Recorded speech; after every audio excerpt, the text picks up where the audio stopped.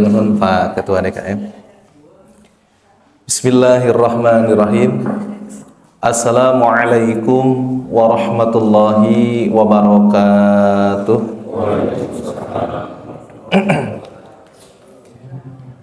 Innal hamdalillah nahmaduhu wa nasta'inuhu wa nastaghfiruh wa na'udzu billahi min syururi anfusina wa min sayyiati a'malina may yahdihillahu fala mudhillalah wa may yudlil fala hadiyalah. Asyhadu an la ilaha illallah wahdahu la syarikalah wa asyhadu anna Muhammadan abduhu wa rasuluhu la nabiyya ba'dah. Alhamdulillah, segala puji dan syukur senantiasa kita panjatkan kepada Allah Subhanahu wa taala atas segala nikmat yang telah Allah berikan kepada kita, terutama nikmat iman, Islam dan ihsan. Salawat dan salam senantiasa juga terlimpah curahkan kepada Nabi Muhammad sallallahu alaihi wasallam, kepada keluarganya, para sahabatnya, para tabi'in, para tabi'in, itba, dan kepada seluruh umatnya sampai akhir zaman. Dan kita memohon kepada Allah agar kelak mendapatkan syafaatul uzma. Amin ya Allah ya Rabbal Alamin. Bapak Ibu jamaah Masjid Darul Muttaqin Komplek Gria Purwa Asri Cinunuk, saya doakan mudah-mudahan Allah Subhanahu wa taala senantiasa memberikan hati yang penuh dengan keridhaan terhadap takdir yang Allah tetapkan kepada kita semua. Kumaha daramang? Alhamdulillah. Tidak terasa kita sudah memasuki tanggal 15 Juni 2025 dan bertepatan dengan berapa Zulhijjah ya? 19 Zulhijjah. Berarti ini sudah mau memasuki akhir tahun dan awal tahun ya. Akhir tahun dan awal tahun. Nah, karena ini momentumnya akhir tahun di bulan Hijriah, kita akan coba untuk membahas tentang ridho dan hijrah batin ya. Ada hijrah cinta, ada hijrah batin ya. Ini hijrah batin Pak Haji Yusuf ya. Ini ternyata salah satu kunci tenang menyambut tahun baru Hijriah 1447 ya. Dan ini sebagai pembuka, teringat pada salah satu potongan ayat di dalam surah Al-Bayyinah ayat ke-8, radhiyallahu anhum wa radu anhu. Allah ridho kepada mereka dan mereka pun ridho kepadanya. Nah, inilah orang yang mendapatkan keselamatan baik di dunia maupun kelak di akhirat. Radhiyallahu anhum wa radu anhu. Allah ridho kepada mereka dan mereka pun ridho kepadanya. Terus lagi di dalam sebuah hadis dikatakan, man rodiya falahur ridho. Barang siapa ridho terhadap ketentuan Allah, waman sakhito, maka Allah pun akan ridho kepadanya. Falahur ridho. Jadi Allah pun ridho kepadanya. Tapi sebaliknya, waman sakhito, dan barang siapa murka ya kepada ketentuan Allah, falahu sukhtu, maka Allah pun murka kepadanya. Jadi kalau kita ridho, Allah ridho. Kalau kita murka, nggak nerima, Allah pun murka, begitu ya. Nah, ini sebagai awalan renungan, ternyata tahun Hijriah itu bukan sekedar perubahan angka, karena setiap kita telah diperjalankan oleh Allah dengan waktu, maka waktu itu pun akan menjadi saksi terhadap apa yang dilakukan oleh kita. Maka tahun Hijriah bukan hanya sekedar perubahan angka dari 1446 jadi 1447 ya. Tapi cermin perjalanan ruhani. Sudahkah hati kita ridho kepada takdir Allah? Nah, karena kita setiap di diri kita itu pasti mengalami yang namanya ujian demi ujian. Ada ujian dengan pasangan, ada ujian dengan keturunan, ujian dengan pekerjaan, ujian dengan penghasilan, Nah, ini sudahkah hati kita ridho kepada takdir Allah ini gitu. Di dalam sebuah hadis Rasulullah SAW pernah menyampaikan yang artinya itu sebelum langit dan bumi ini diciptakan 50.000 tahunnya Allah telah menetapkan takdir semua makhluknya. Sedangkan menurut berita yang dikemukakan oleh fisika nuklir, ada batu yang sudah ada di dunia ini usianya 3,6 miliar tahun yang lalu. Jadi batu usianya sudah 3,6 miliar tahun yang lalu ini di bumi gitu kan. Dan berdasarkan keterangan fisika nuklir itu juga bahwa alam semesta ini tercipta 15 sampai 18 miliar tahun yang lalu. Sedangkan takdir kita 50.000 tahun sebelum itu sudah ditetapkan. Maka sebetulnya tidak ada kata tidak ridho, ya. Yang ada adalah kita ridho kepada takdir Allah. Sudahkah kita benar-benar berhijrah secara batin dari mengeluh menjadi bersyukur? Ini refleksi diri, Pak. Pas hari ini itu saya menginjak usia 37 tahun. Pas sekarang itu. Jadi ini saya ngabarin ini bukan berarti ingin dikasih kado ya. Tapi kalau ada yang mau ngasih juga nggak apa-apa. Ya. Pas ini 37 tahun, 15 Juni ini. Ya Pak Haji? Oh ya, sama-sama Pak Haji. Alhamdulillah. Selamat hijrah. Harus terus hijrah itu. Jadi ternyata di sini mengeluh menjadi bersyukur. Sesuatu hal yang menjadi renungan saya itu selama 37 tahun ya Pak Haji. Ternyata yang bikin banyak menderita itu ketika banyak keinginan. Banyak keinginan. Ya. Ternyata punya keinginan itu menghasilkan penderitaan baru. Jadi punya keinginan itu menghasilkan penderitaan baru. Tapi bukan berarti tidak boleh punya keinginan, minimalis saja. Yang penting-penting saja keinginannya itu. Karena terlalu banyak keinginan, maka muncullah penderitaan-penderitaan baru gitu kan. Ini mohon maaf ya, emang ini agak sensitif. Saya banyak teman-teman yang dia nekat poligami. Keinginan itu kan punya istri lebih dari satu. Nah ternyata itu menciptakan penderitaan yang baru. Penderitaan yang barunya apa? Dia harus konflik dengan istrinya. Dia harus konflik dengan ibu bapaknya. Dia harus konflik dengan ibu bapak mertuanya. Dia harus konflik dengan anaknya. Dia harus konflik dengan teman-temannya dan lain sebagainya. Berarti itu menciptakan penderitaan baru gitu kan. Melihat dari itu, mual. Kenapa? Karena itu penderitaan baru. Terus lagi mohon maaf. Bukan berarti poligami haram, tidak. Tapi kita lihat ya, ada nilai-nilainya yang mesti kita waspadai.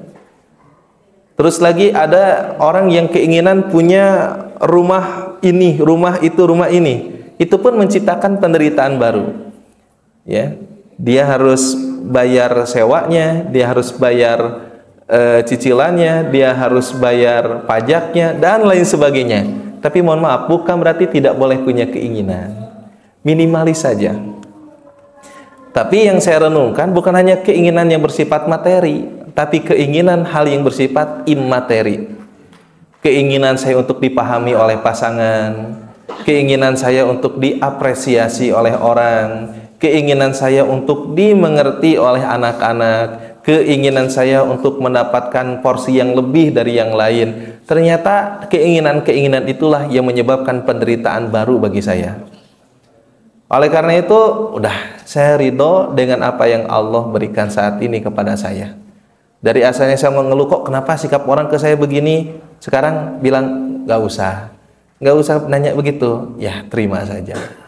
Kenapa yang lain dapat ini dapat itu, saya enggak, ridho, gak usah ngeluh. Sekarang fokusnya untuk mendapatkan kebahagiaan yang baru itu adalah kita senantiasa bersyukur terhadap apa yang Allah saat ini berikan kepada kita. Ternyata itu yang menjadi kunci ketenangan. Ini refleksi. Bapak Ibu boleh nggak setuju ya? Karena ini refleksi selama 37 tahun saya ngerenung gitu kan, dikurangi masa hidung. Nih hidung itu balik gitu kan ya. Ternyata ini gitu kan yang menjadi faktor kok kenapa banyak orang yang nggak bahagia, kenapa banyak orang yang lupa dengan nikmat yang Allah berikan, karena memaksimalkan keinginan. Nanti dibahas di slide ini. Maka di sini sudahkah kita benar-benar berhijrah secara batin dari mengeluh menjadi bersyukur? Nah, apa itu ridho dan hijrah batin ini? Kita samakan persepsinya. Ridho dalam arti apa? Hijrah batin itu seperti apa? Istri saya nanya, ya kalau ibu meninggal duluan, ayah bakal nikah lagi nggak? Gitu. Kalau ibu duluan meninggal, ayah bakal nikah lagi nggak? Gitu kan? Tergantung kebutuhan. Tergantung kebutuhan.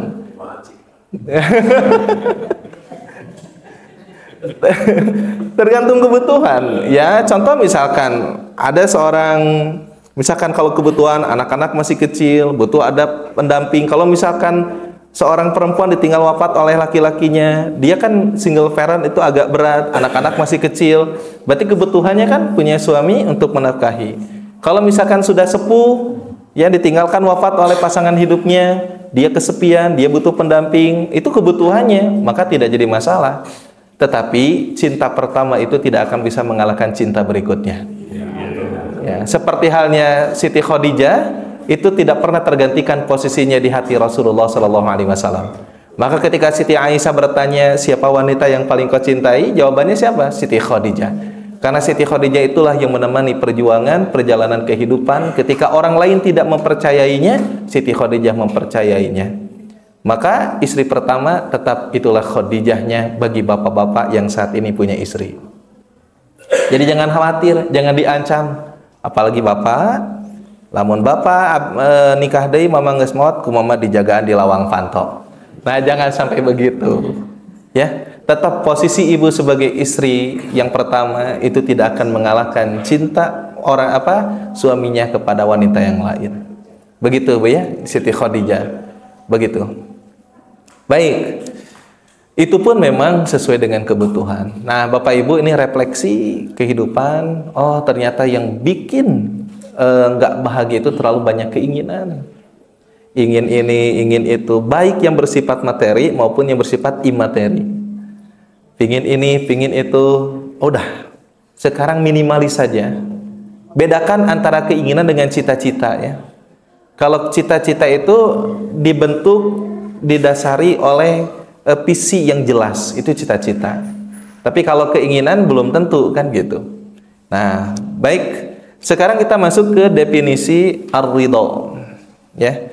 Dikatakan bahwa ar-ridho sururul qalbi biqadaillah wa qadarihi duna sakhatin wa syaqwa. Artinya apa? Ridho adalah kebahagiaan hati terhadap ketetapan Allah dan takdirnya tanpa disertai amarah dan keluhan.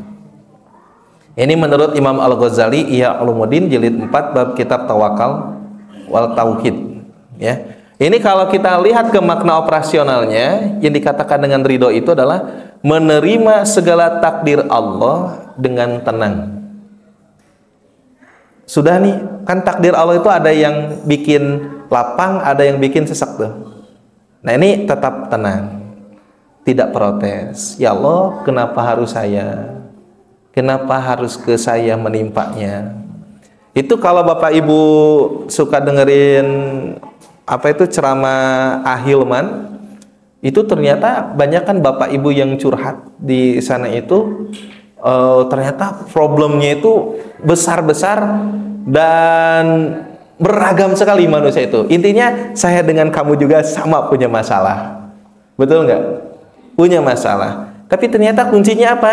Menerima segala takdir Allah dengan tenang, tidak protes, tidak kecewa yang melampaui batas, dan tidak menyalahkan siapapun. Ini makna operasionalnya itu, tenang. Maka biasakan kita itu jangan dulu reaksi, tapi diam. Diam di sana itu diam yang aktif, bukan diam yang pasif. Diam yang aktif itu dia tetap berjaga diri, tidak langsung reaksi. Meskipun dalam kehidupan itu reaksi itu penting. Kita mau nyebrang, ada yang mau nabrak gitu kan, ya kita bereaksi menghindar itu bagus. Tapi kalau dalam kehidupan sosial, kehidupan berkeluarga, cepat bereaksi itu nggak baik. Nah, terus definisi hijrah batin. Nah, di sini dikatakan al-hijratul batiniyah.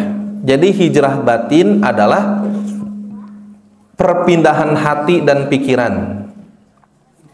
Hati dan pikirannya. Dari apa? Dari kelalaian menuju zikir. Dari murka menuju ridho. Dari nggak menerima menjadi ridho, itu hijrah batin. Ini disarikan dari penjelasan Syekh Abdul Razak Al-Badar di dalam Syarah Al-Asmaul Husna dan Imam Ibnu Qayyim dalam kitab Madarijus Salikin. Ini disarikan. Jadi hijrah batin adalah perpindahan hati dan pikiran dari apa? Dari kelalaian menuju zikir. Nu asal mengahulang wae, jadi banyak ingat kepada Allah. Dari asalnya terus protes, kecewa, mempertanyakan kenapa ini harus menimpa kepadaku, menuju kepada saya ridho ya Allah. Nah itu. Nah di sini makna operasionalnya apa? Perubahan pola pikir dan perasaan menuju sikap mental yang islami. Artinya dasar-dasar itu dibingkai oleh syariat. Stabil gitu kan. Stabil ini istiqomah, stabil itu. Dan penuh makna. Jadi segala sesuatunya itu dia maknai. Maksud Allah kemana nih? Dia menggali pesan cinta Allah seperti apa. Ya contoh misalkan nggak jadi pergi, kan kita punya rencana. Kalau rencana itu terlaksana kita bahagia. Tapi ternyata kita punya rencana dan rencana itu nggak terrealisasi. Harusnya kita lebih bahagia. Kenapa? Karena yang pertama rencana kita, yang kedua rencana Allah. Dan rencana Allah itu nggak mungkin gagal. Kita ngambil pesan cintanya. Oh iya, begitu. Kemarin terjadi kecelakaan air India ya, yang menewaskan sekitar 200 orang lebih gitu kan. Nah, ada juga yang nggak jadi terbang gitu kan, nggak jadi terbang. Ternyata itu takdir, begitu. Itu orang India itu kemarin, ya Bu ya. Jadi baru 10 detik di atas ngagubrak gitu pesawat gitu. Padahal itu pesawat yang paling bagus, pilotnya profesional, cuaca lagi cerah, tapi kunon bisa ngagubrak, nyetos ketentuan Allah. Artinya kita tidak bisa membanggakan karena ini bagus, karena ini berkualitas, lantas kita sombong, nggak bisa. Semua telah ada ketentuannya. Nah, terus apa hubungan ridho dengan hijrah batin? Kan ini kan tentang ridho dan hijrah batin. Hubungannya apa? Ridho adalah buah dari hijrah batin. Jadi hijrah batin itu karena sebelumnya ada ridho, ya. Ketika seseorang hijrah secara ruhani, artinya hijrah secara rohani nih Pak, meninggalkan keluhan, udah sedikit mengeluh gitu. Dikasih panas, aduh nih asa hoream teh panas-panas teuing cuaca teh. Dikasih hujan, nah hujan wae teh nah gitu. Jadi diberi hujan kau mengeluh, diberi panas kau mengeluh, bukan hujan dan panas, tapi kau tak beriman. Baru dengar lagunya ya? Ya, dadakan ya. Dadakan ya namanya, Pak Haji. Jadi hijrah secara rohani itu meninggalkan keluhan. Dikasih sakit kaki, ya kunaon cokor teh nyeri-nyeri teuing gitu. Nah, keinginannya apa? Keinginannya sehat lagi seperti muda. Semakin begitu semakin sakit, semakin menderita. Kita nggak akan bisa Pak melewati masa tua terus sehat bugar seperti halnya dulu masa anak-anak. Betul ya? Udah sekarang oh iya. Semakin kita ingin memaksakan diri seperti muda lagi, kita semakin menciptakan penderitaan yang baru. Itu yang saya maksud. Jadi setiap keinginan itu melahirkan penderitaan yang baru. Keinginan makan bisa mengunyah yang keras-keras lagi. Semakin keinginan kita begitu, maka semakin penderitaan baru. Kesel, akhirnya mah kulit kerewet digayam, akhirnya mah coplok tinggi gigi wawas palsu. Nah kan jadi riweuh kan gitu. Ya kan gitu. Iya. Terus menyucikan hati, qad aflaha man zakaha, sungguh beruntung orang yang menyucikannya. Setiap ada marah dibersihkan, setiap ada iri dibersihkan, setiap ada sesuatu hal yang bikin jengkel kita redam, kan gitu. Terus memperkuat tawakal, tetap berpegang teguh kepada Allah. Maka lahirlah ridho, yaitu penerimaan tenang atas seluruh takdir Allah. Meskipun memang ini nggak otomatis, Pak. Ada ilmu dulu, apa nih maknanya, apa nih hikmahnya, apa nih pesannya. Terus kita gali, akhirnya kita ridho. Ya. Nah sekarang, mengapa ridho itu penting gitu kan? Mengapa ridho itu penting? Realitas hidupnya begini Pak. Kenapa sih ridho itu harus kita punya, harus kita mohonkan kepada Allah? Ini realitas kehidupan Pak. Ibu ya, hidup tidak selalu sesuai dengan harapan. Harapan kita kan begini, ternyata realitasnya nggak begitu. Kita pinginnya anak seperti ini, realitasnya nggak begini. Kita pingin pasangan hidup kita seperti ini, realitasnya nggak begitu. Maka penting ridho itu. Kita pingin punya penghasilan segini, tapi realitasnya nggak segitu. Kita pingin nggak punya utang, tapi realitasnya punya utang. Kita pingin orang lain itu menghargai kita, tapi nggak semua orang bisa menghargai kita, kan begitu ya? Nah, jadi mengapa ridho itu penting? Ini realitas hidup yang kita hadapi, Pak. Hidup tidak selalu sesuai dengan harapan. Ya. Terus tidak semua target tercapai meski sudah berusaha maksimal. Kita punya target, ini, penjualan segini, labanya segini. Tidak semua target tercapai Pak. Ada aja yang begitu. Benar nggak Pak Haji Anwar? Ibu-ibu yang punya bisnis, bapak-bapak. Pak Yan ya, kerasa Pak Yan? Tidak semua target tercapai meski sudah berusaha maksimal. Sudah diusahakan begini, tapi nggak maksimal. Nona. Kadang yang datang bukan yang kita inginkan justru, tapi yang kita butuhkan. Kita inginnya segini, tapi Allah hadirkan yang kita butuhkan. Dan saat itulah ridho menjadi sumber ketenangan. Ini alasan mengapa kita harus ridho. Ini, ya. Nah, di sini dikatakan di dalam surah Al-Baqarah 216, wa asa an takrahu syai'an wa huwa khairul lakum wa asa an tuhibbu syai'an wa huwa sarrul lakum wallahu ya'lamu wa antum la ta'lamun. Boleh jadi kamu membenci sesuatu padahal itu baik bagimu, dan boleh jadi kamu menyukai sesuatu padahal itu buruk bagimu. Allah mengetahui sedang kamu tidak mengetahui. Ini Pak. Apa pelajaran dari ayat ini? Ridho mengajarkan kerendahan hati di hadapan Allah yang Maha Tahu. Mohon maaf, jadi kita tidak sok tahu. Dengan ridho itu jadi kita nggak sok tahu. Kita ini yang kita lakukan di hadapan Allah adalah penuh dengan kerendahan diri, kerendahan hati. Orang yang ridho akan tenang meski tak semua tercapai, karena ia yakin apapun yang datang adalah bagian dari rahmat Allah. Ini Pak, rahmat Allah yang jadi fokusnya. Ini kesimpulan dari saya tentang definisi ya ridho itu. Mengapa kita harus ridho? Ketenangan bukan datang dari keadaan yang sesuai harapan, tetapi dari hati yang siap menerima apapun ketentuan Allah. Ini Pak. Ini quote hari ini dari saya. Nanti ada banyak quote-quote yang lain, boleh dijadikan status. Ini kesimpulan dari Mengapa kita harus tenang? Ridho. Kenapa? Ketenangan bukan datang dari keadaan yang sesuai harapan, tetapi dari hati yang siap menerima apapun ketentuan Allah. Ini kuncinya. Kunci ketenangan itu adalah ridho dan hijrah batin. Nah, sekarang hijrah batin dalam Islam dan stoikisme. Ada yang pernah dengar stoikisme? Ini kalau saya dengerin ceramahnya Dr. Fahrurudin, ini beliau senantiasa membahas yang namanya itu stoikisme.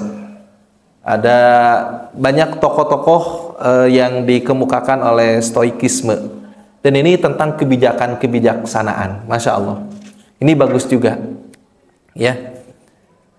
Di sini bagaimana stoikisme itu mengajarkan filsafat kehidupan, Pak. Filsafat jiwa. Jadi Bapak kalau mau dengerin juga bagus. Ini ada kalau di Indonesia Dr. Fahrurudin itu ngaji filsafat. Karena memang filsafat itu enak belajar filsafat itu. Jadi kan filsafat itu punya sifat yaitu radix. Radix itu radikal itu kan radix akar. Jadi sehingga akhirnya selalu mempertanyakan tak sampai akhirnya tidak ada lagi ada pertanyaan. Itu kan itu filsafat. Jadi memang kunci untuk bisa menyusun materi itu ya kita belajar namanya filsafat ilmu. Ya, ini saya juga sedikit-sedikit lah menerapkan. Baik. Nah, kita menyelami kedalaman filsafat jiwa. Ini dari stoikisme ke spiritualitas Islam, ya. Ada nilai stoikisme itu namanya itu dikotomi of control. Jadi dikotomi of control. Ini kata stoikisme, ya. Tokohnya itu Marcus Aurelius itu. Marcus Aurelius. Ini orang-orang Yunani, ya. Nilai Islamnya itu apa? Kalau dikotomi of control itu tawakal dan sabar. Tawakal dan sabar. Jadi kita tidak bisa mengontrol segalanya. Bapak Ibu bisa mengontrol udara? Tidak bisa. Mengontrol cuaca? Nggak bisa. Mengontrol orang lain supaya opininya baik ke kita? Nggak bisa. Jadi kita tidak bisa mengontrol segalanya. Karena kita tidak bisa mengontrol segalanya yang ada di luaran kita, fokuslah pada niat dan usaha. Fokus niat kita dan fokus pada usaha kita. Bukan hasil akhir. Karena segala sesuatu itu di luar kendali kita. Gitu. Ya. Jadi kita tidak bisa mengontrol segalanya. Fokuslah pada niat dan usaha, bukan hasil akhir. Terus lagi ada nilai stoikismenya itu adalah amor fati, Pak. Amor fati. Amor fati itu cintai takdirmu. Cintai takdirmu. Berarti ini nilai Islamnya apa? Ridho terhadap qadar. Ini nilai-nilainya. Jadi mencintai takdir yang diberikan Allah bukan hanya menerima dalam artian tapi memaknai. Ini keren tuh. Jadi dari stoikisme ke mana? Ke spiritualitas Islam. Ini amor fati. Cintai takdirmu. Jadi ridho terhadap qadar. Bapak Ibu saat ini dikasih pasangan seperti ini, ya cintai. Terima. Maknai, kok kenapa saya dikasih pasangan kayak begini gitu. Dikasih anak, pada tempat rahimnya sama tapi sifatnya beda-beda. Oke. Ya, menerima, mencintai takdir yang diberikan Allah bukan hanya menerima tapi memaknai. Apa maksudnya? Kenapa di tempat kerja ketemu sama orang yang julid sama saya? Jadi bukan hanya menerima tapi cintai takdir itu. Dan kita maknai, oh supaya saya menjadi pribadi yang strong, yang lebih waspada lagi, begitu.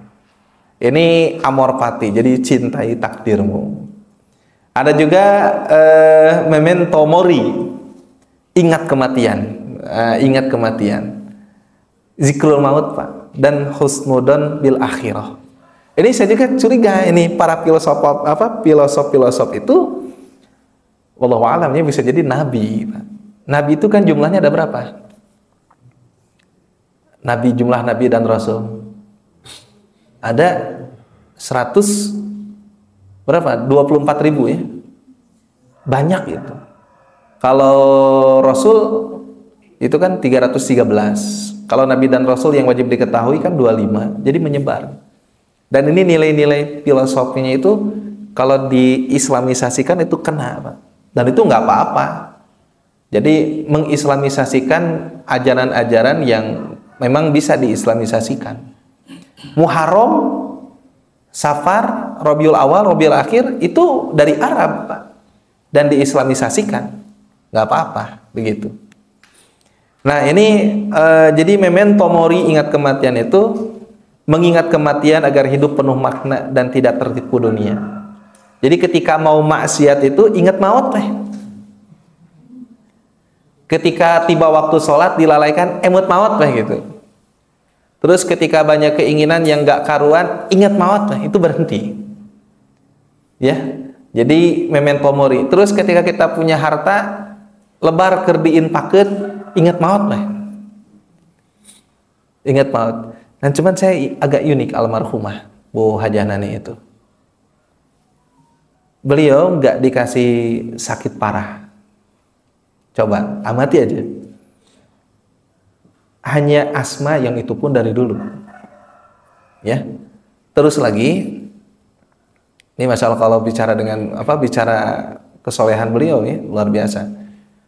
Terus lagi, ketika meninggalkan itu hartanya gak dihabiskan sama Allah, bahkan menyisa. Bahkan orang-orang di luar pun masih punya utang sama beliau. Jadi nggak sampai habiskan hartanya itu, justru menyisakan, baik yang yang berbentuk aset ataupun yang berbentuk tabungan ataupun yang berbentuk investasi. Itu agak unik gitu, betul nggak? Coba aja. Ini mohon maaf Bapak Ibu. Kemarin saya ketemu dengan jamaah, saya sedang membahas istiqomah. Dia hijrah. Ketika hijrah itu, dia harus menghabiskan uang 1 miliar habis. Dan dia minus 200 juta. Dia minus 200 juta. Padahal masih hidup. Dia berusaha untuk istiqomah, dia berusaha untuk hijrah, tapi akhirnya dia harus kehilangan semuanya gitu kan. Apa maknanya? Itu sayang dari Allah. Seperti Koh Denis, tahu kan cerita Koh Denis? Bagaimana cara uangnya itu habis? Ditipu orang lah. Hingganya habis, akhirnya beliau ngampar jualan dan Allah naikkan lagi. Kembalikan lagi. Itu berat. Itu berat. Maka dari itu, orang yang ingat kematian pasti dia akan memilih biarinlah. Yang penting nanti saat saya bertemu dengan Allah, saya tidak dicampakkan olehnya. Nah inilah Bapak Ibu, menyelami ke dalam filsafat jiwa dari stoikisme ke spiritualitas Islam. Ini catatan penjelasnya ini Bu, Bapak ya. Tadi ada dikotomi of control. Ini dari Epictetus ya. Ada hal yang bisa kita kendalikan dan ada yang tidak. Apa yang bisa kita kendalikan, Pak? Diri kita. Diri kita. Semakin kita berusaha ingin mengendalikan sesuatu hal yang ada di luar kita, siap-siap menderita. Contoh, dikasih hujan terus, kita pingin tidak hujan, menderita. Dikasih panas terus, kita pingin ada hujan, menderita. Kita pingin pasangan begini, pingin anak begini, pingin tetangga begini, pingin teman kantor begini, pingin atasan begini, semakin menderita. Karena kita fokus kepada sesuatu hal yang tidak bisa kita kendalikan. Tetapi kita fokus kepada sesuatu hal yang bisa kita kendalikan, itu diri kita. Dan ketenangan muncul saat kita fokus pada bagian yang bisa kita ubah. Apa? Respon kita terhadap masalah itu. Penerimaan, yaitu ridho. Islam mengatakan bertawakallah kepada Allah, cukuplah Allah sebagai penolong. Al-Ahzab ayat ketiga. Islam menyeimbangkan ikhtiar dan tawakal. Terus lagi amor pati ini dari Marcus Aurelius. Cintailah takdirmu, apapun itu aja. Pedih, cintailah. Bahagia, ya cintailah. Nabi Daud alaihi salam Nabi Daud. Beliau kan sebelumnya ada nabi-nabi yang diuji oleh Allah yang berat-berat kan. Ada yang diusir dari negaranya, ada yang diancam dan diburu terus dibunuh. Wah, pokoknya berat-berat lah. Nabi sebelum Nabi Daud. Nabi Daud itu bertanya, kok kenapa saya tidak mengalami nasib takdir sepertinya nabi-nabi terdahulu saya, gitu kan? Jadi Nabi Daud seperti itu. Karena mungkin kan biasanya para nabi itu kan ujiannya berat-berat. Ujiannya itu berat-berat. Yaitu tadi diusir, dibunuh, dan lain sebagainya. Tapi Nabi Daud nggak mendapatkan semua itu. Karena memang posisi Nabi Daud adalah raja, meneruskan kerajaan yang dibangun oleh Tolut. Dan waktu itu merangi Jalut. Nabi Daud lagi muda. Nah, udah begitu, akhirnya Nabi Daud alaihissalam itu diujinya itu di luar ekspektasinya, di luar harapannya, di luar pikirannya. Apa diujinya itu? Diujinya itu begini, Bapak. Jadi Allah Subhanahu wa taala mengizinkan iblis untuk menguji Nabi Daud. Setan diberikan izin. Akhirnya si setan itu menyerupai burung yang dicintai, yang digemari oleh Nabi Daud alaihissalam. Nah, ketika setan itu merubah diri jadi burung yang sangat bagus, akhirnya Nabi Daud itu secara naluri kesenangannya itu lihat, ayam manuk dikejar. Dan ketika mau ditangkap, terbang lagi. Berhenti, tangkap, terbang lagi. Akhirnya masuk ke satu komplek. Komplek itu adalah komplek yang dihuni oleh jenderal dan istrinya. Jadi para jenderal itu di sana, komplek jenderal. Ya, yang bisa masuk itu hanya raja dan jenderal. Akhirnya tidak terasa Nabi Daud masuk ke komplek itu. Sedangkan jenderal-jenderal itu sedang diutus berperang. Nah, tiba-tiba ada seorang istri jenderal yang dia keluar untuk mandi. Kalau dulu kan mandi itu di luar, ya. Nah, ketika sudah masuk kamar mandi, istri jenderal tersebut melihat ada bayangan laki-laki. Nah, penasaran karena yang bisa masuk di sini jenderal, sedangkan jenderal dan suami-suami jenderal suami-suami itu sedang pergi. Berarti yang masuk siapa? Penasaran. Dilihatlah oleh perempuan itu. Ketika dilihat, Nabi Daud pun melihat, ruas dua nana. Ruas, Pak. Akhirnya perempuan itu segera mengemas diri, Nabi Daud pun segera untuk masuk ke singgasananya. Nah, Nabi Daud itu belum menyadari itu ujian. Ketika Nabi Daud sudah diamprokkan, sudah diketemukan dengan perempuan itu, burung itu hilang. Setan itu terbang. Nabi Daud belum menyadari itu ujiannya. Nah, ternyata sampai di tempatnya Nabi Daud kabung belengan terhadap perempuan itu. Kabayang-bayang terus itu si wajah perempuan itu. Waduh. Kalau mau dinikahi istri orang, nggak boleh. Akhirnya beliau menggunakan wewenang ini sebagai seorang raja. Ketika terdengar kabar bahwa suami dari perempuan ini adalah ini dan dia sedang diutus untuk perang, akhirnya Nabi Daud pun mengutus lagi. Ketika berhasil, kamu pergi ke wilayah sana. Diutus lagi itu si jenderal itu. Beres berhasil, pokoknya diutus lagi ke daerah yang lain gitu kan. Harapannya supaya mati syahid gitu. Harapannya supaya mati syahid ini jenderal. Dan ternyata iya, Pak. Mati syahid itu jenderalnya. Dan akhirnya perempuan itu statusnya menjadi janda. Lagi di luar. Udah gitu, akhirnya tiba masanya dinikahilah oleh Nabi Daud. Belum menyadari bahwa itu ujian. Dinikahilah jadi istri yang ke-100. 100 Nabi Daud itu. 100. Nah, setelah menikahi 100 itu di Al-Quran dijelaskan, datang malaikat menyerupai dua orang yang punya kasus. Yang satu punya 99, yang satu punya 1. Mengadukan kasusnya kepada Nabi Daud. Wahai raja, bagaimana menurut pendapatmu? Saya punya 1 kambing, dia punya 99. Terus masalahnya apa? Dia yang punya 99 pingin satu yang punya saya. Katanya biar pas jadi 100. Seharusnya gimana? Nabi Daud langsung mengatakan, salah. Seharusnya yang 99 ngasih satu ke yang satu, bukan yang 99 pingin satu lagi dari yang satu. Akhirnya dua malaikat yang menyerupai manusia itu terbang, dan itulah malaikat. Kata malaikat, dialah orang yang memberikan hukuman terhadap dirinya sendiri. Itu ujiannya. Akhirnya Nabi Daud kesalahannya itu ditulis di tangannya itu. Jadi setiap kali mau makan, keinget, nangis lagi. Padahal hiji. Saya juga sebetulnya pingin nulis di dia. Ngan banyak ting, jadi sin pinuh kadete gitu.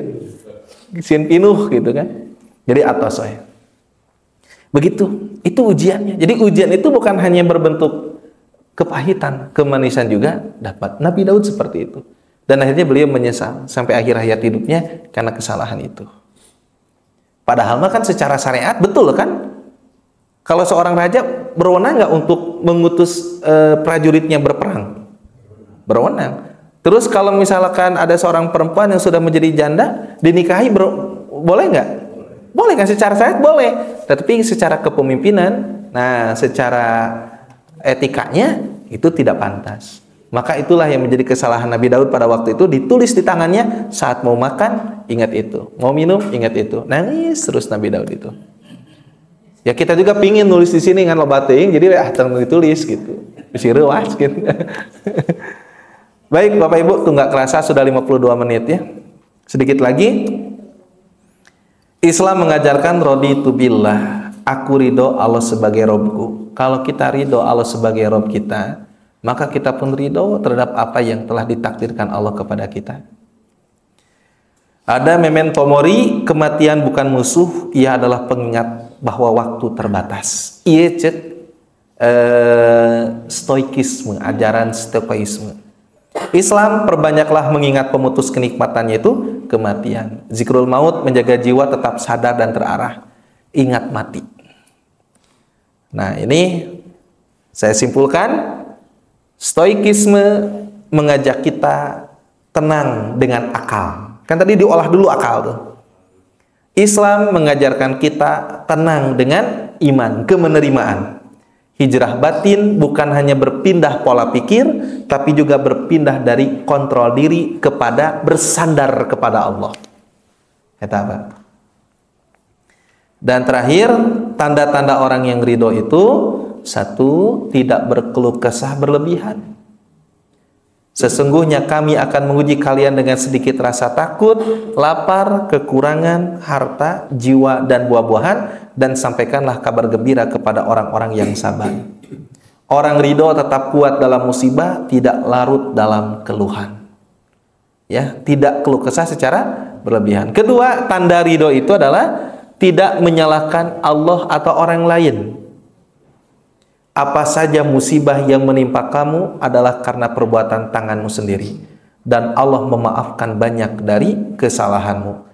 Orang ridho menyadari bahwa takdir Allah mengandung hikmah, bukan untuk disalahkan.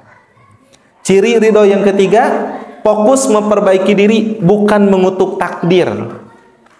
Innallaha la yughayyiru ma biqaumin hatta yughayyiru ma bi anfusihim. Sesungguhnya Allah tidak akan mengubah keadaan suatu kaum hingga mereka mengubah keadaan yang ada pada diri mereka sendiri. Ar-Ra'd 11. Ridho menjadikan kita proaktif, bukan reaktif. Bukan menyalahkan keadaan, tapi memperbaiki respon. Yang keempat, tanda orang yang ridho itu selalu husnudon pada Allah. Di dalam hadis qudsi Allah berfirman, aku sesuai dengan prasangka hambaku kepadaku. Jika ia berprasangka baik, maka baginya kebaikan. Jika ia berprasangka buruk, maka baginya keburukan. Ini hadis riwayat Ahmad. Husnudon atau berbaik sangka adalah bagian dari keyakinan bahwa Allah tidak pernah menzolimi hambanya. Kita punya rencana, rencana itu diganti sama Allah, kita ambil hikmahnya. Oh, ini. Orang yang ridho meyakini bahwa meski hasil tidak sesuai harapan, pasti ada kebaikan tersembunyi dalam setiap takdir. Kok kenapa begini? Ini pasti Allah ngasih hikmahnya yang bisa kita petik. Yang kelima, tanda orang yang ridho itu tetap bersyukur dalam sempit maupun lapang. Di dalam Al-Quran surah Ibrahim ayat 7, wa itta'adzana rabbukum la in syakartum la azidanakum wa la in kafartum inna adzabi lasyadid. Dan ingatlah ketika Tuhanmu memaklumkan, sesungguhnya jika kamu bersyukur pasti aku akan menambah nikmat kepadamu. Tetapi jika kamu ingkar maka sesungguhnya azabku sangat pedih. Syukur bukan hanya saat menerima yang menyenangkan. Alhamdulillah kenging arto 100 juta. Tapi juga saat tertimpa kesulitan namun masih melihat kebaikan dari Allah. Untung 100 juta nu hilang, untuk 1 miliar. Nah gitu. Nah, terus melihat kebaikan gitu. Kan orang Sunda mah untung-untungan. Katabrak eta, oh katabrak. Untung teu maot nah gitu. Ku maot lagi, untung maot lamun hirup jeung riuh biayana tuh. Gitu weh. Orang Sunda bersyukur. Jadi selalu melihat itu nilai kebaikannya. Untung. Eta 3 jelikeun untungnya lain panangana nah gitu. Untung gitu. Tentu potong gitu kan. Orang yang ridho tidak menunggu semua baik untuk bersyukur, tapi meyakini bahwa semua ada maksud dan hikmahnya. Nah ini Pak, saya kutip dari Madarijus Salikin. Ridho bukan berarti tidak merasa sedih. Sedih mah aya. Tetapi tidak membenci apa yang Allah tetapkan. Sedih ada kan? Kita menangis terhadap apa yang saat ini terjadi karena memang seperti itu desainnya. Tapi kita nggak membenci. Saya terima ya Allah. Tapi sedih mana saya tuh. Nangis mah biasa kan begitu. Tapi kita nggak membenci. Nah, sebagai bekal dari saya, Pak, ini praktek hijrah batin menuju ridho. Ini, Pak, sadari batas kendali ya. Jangan terlalu ingin mengatur segalanya. Kita hanya diwajibkan berusaha, bukan menentukan hasil. Yang di luar kendali seperti rezeki, penilaian orang, hasil akhir, dah serahkan pada Allah. Kemudian apabila kamu telah membulatkan tekad, bertawakallah kepada Allah. Surah Ali Imran 159.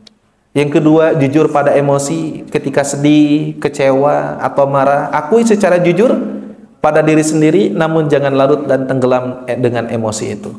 Rasulullah juga menangis saat kehilangan, tapi tetap bersabar. Kata Nabi, hati bersedih dan mata berlinang, namun kami tidak mengucapkan kecuali yang diridhoi oleh Allah Subhanahu wa Ta'ala. Ini hadis riwayat Bukhari. Yang ketiga, dekatkan diri kepada Allah, lakukan rutinitas spiritual ringan tapi konsisten, zikir pagi dan petang, salat malam walaupun hanya 2 rakaat, membaca 1 halaman Al-Quran setiap hari. Ini akan memperkuat hati dalam menghadapi ujian hidup. Ketahuilah hanya dengan mengingat Allah, hati menjadi tenang. Kalau bisa tulis jurnal syukur setiap malam sebelum tidur, tulis 3 hal baik yang kita alami hari itu. Bisa hal besar, bisa pula sekedar senyuman anak. Alhamdulillah dulu anak nggak pernah senyum, sekarang senyum. Atau udara yang segar, ya Allah kemarin saya nggak bisa merasakan udara segar, sekarang bisa karena healing. Atau makanan hangat, alhamdulillah. Ini melatih batin untuk fokus pada nikmat bukan kekurangan ya. Jika kamu bersyukur, niscaya aku akan menambah nikmat kepadamu. Yang kelima, bangun makna hidup. Jangan bekerja hanya demi gaji atau pujian.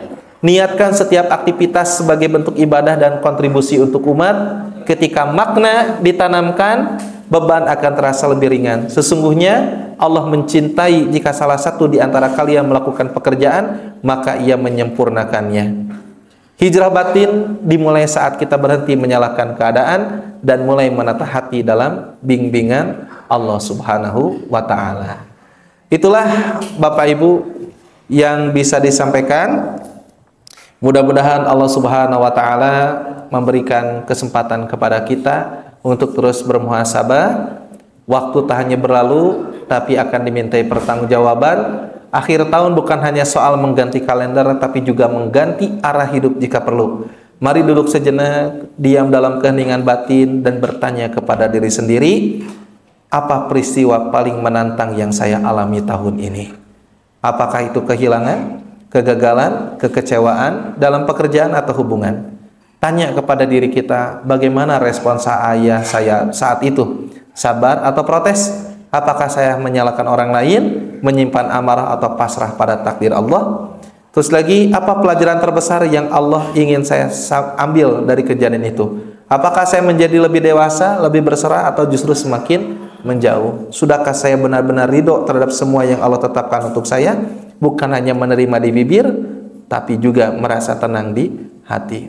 Faman ya'mal mithqala dzarratin khairan yarah wa man ya'mal mithqala dzarratin syarran yarah. Barang siapa mengerjakan kebajikan seberat zarah pun, niscaya dia akan melihat balasannya, dan barang siapa mengerjakan kejahatan seberat zarah pun, niscaya dia akan melihat balasannya. Al-Zalzalah 7-8.